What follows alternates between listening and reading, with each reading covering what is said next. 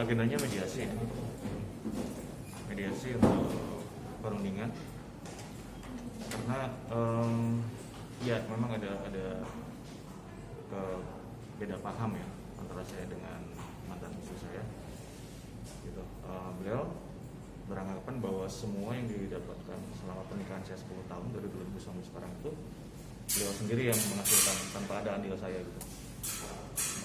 Dia yang merasa menjadi kepala keluarga, kepala nafkah, pencari nafkah dan sebagainya, dan mengesampingkan apa yang saya perjuangkan, apa yang saya kerjakan selama ini gitu. Jadi pada akhirnya mediasinya gagal karena itu. Yang saya sayangkan yaitu maksudnya dari mohon maaf dari kuasa hukumnya juga beranggapan seperti itu, padahal sama sekali tidak, karena perjuangan saya juga bisa dibilang luar biasa lah untuk pernikahan ini gitu. Mulai dari saya pernikahan dari nol, dari nggak punya apa-apa, saya ke Jakarta sama dia. Saya juga banyak memberi masukan di bidang entertain kepada dia karena saya juga duluan di Jakarta dulu sebagai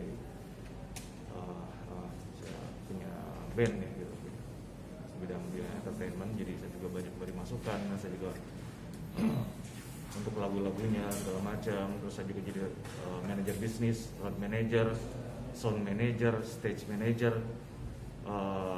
sampai di acara jadi juri pun saya yang memberi kata-katanya untuk dia gitu. Semuanya saya yang di belakang layar, karena kebetulan saja dia yang di depan layar, saya yang di belakang layar.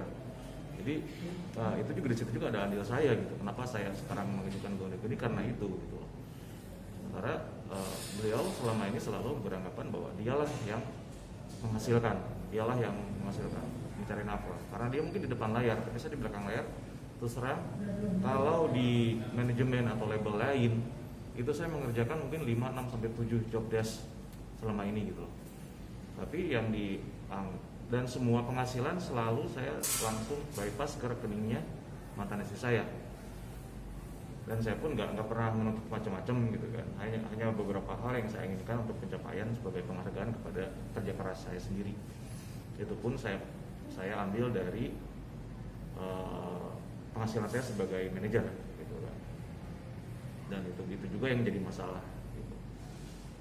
Jadi udah hari ini sih saya juga sudah berusaha gitu dari Bandung berangkat ke Jakarta dengan segala, saya meninggalkan ya usaha apa segala macam di Bandung gitu kan untuk kesini. Dan mantan istri saya juga begitu saja menggagalkan mediasi tanpa adanya usaha untuk musyawarah, membicarakan yang terbaik, karena kan kita juga ya mencari yang terbaik lah untuk kita berdua gitu, sama-sama saling ikhlas. Dan saya juga apa yang saya ajukan ini memang ketentuan hukumnya seperti itu berdasarkan undang-undang, dan saya juga punya andil dalam mencari nafkah.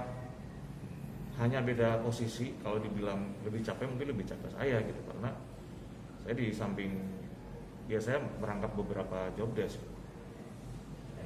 Soalnya ngomong baik-baik, karena kan ini gugatannya Janet kan akan dibicarakan secara kekeluargaan. Saya tunggu ada nggak tiketnya Janet secara kekeluargaan gitu kan.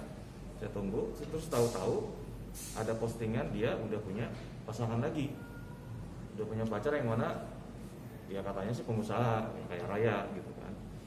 Oh gitu, yaudah nih kalau gitu kamu kan udah sukses nih secara materi, kamu udah sukses secara artis, dan saya juga anggaplah saya berjasa ngebantu kamu loh ketemu dia gitu loh. Saya selama ini ngebelain tidak dianggap sebagai suami, status saya disembunyikan, saya tidak punya anak, ditunda-tunda terus karena karir demi karir. Sampai 10 tahun saya menikah, saya tidak punya anak, dan keluar saya cuma bawa motor gitu.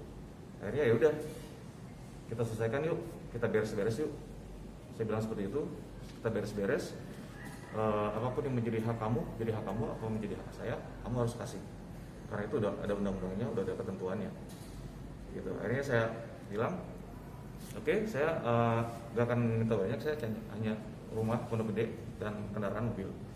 Itu kalau nilainya mungkin sekitar hanya 30% dari semuanya gitu. Jadi tetap dia dapat 70% bagian dari harta bersama gitu.